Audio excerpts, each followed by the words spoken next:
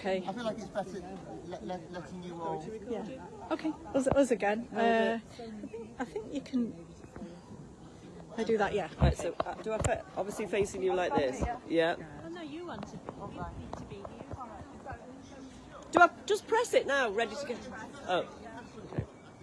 I don't want to comment here. Good morning. Hello. Hi. My name's Mandy Clare. I'm a local councillor with Cheshire West and Chester Borough Council. I'm here with some friends today and we're protesting this event that's happening in Chester Story House and it's called Mini Pride. Mini Pride. And it's aimed at 3 to 7 year olds. And it's part of a bigger event called Story House Queer.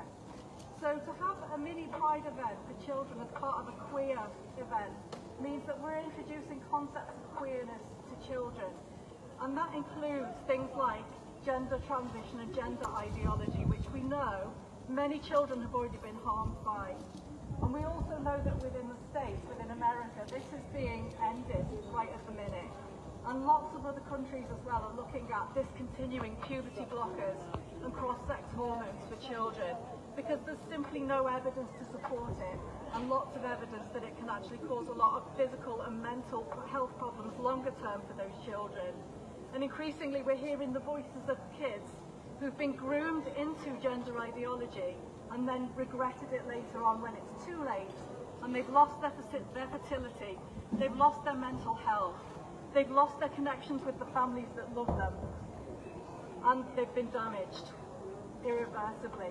So for a publicly funded organisation and registered charity like Story House to be promoting this ideology to children or to anyone is actually unlawful. They are a registered charity. They are not supposed to be promoting ideology to anybody, let alone to young children. And that's what they're doing here with this mini pride event today.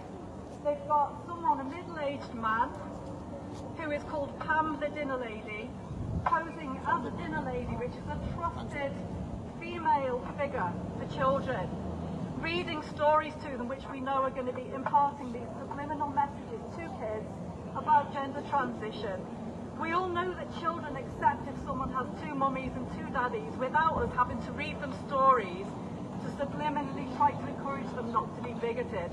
3 to 7 year old kids are not bigoted. They don't need to be trained by men dressed as dinner ladies not to be biased and not to be upset about two mummies and two daddies. So that's why we're here today.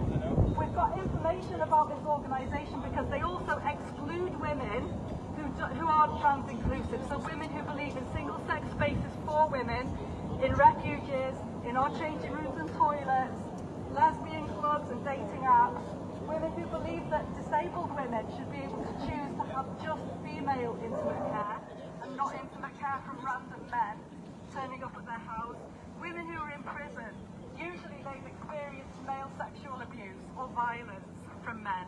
They should not be being housed alongside men in prison. And so women who have these views, who stand up for women's rights, have been excluded and evicted from Story House as well because they're politically biased.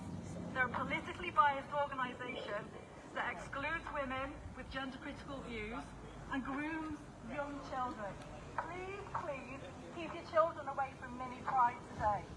This is really bad for children and Story House as a registered charity shouldn't be doing this. Thank you. Well done. Brilliant.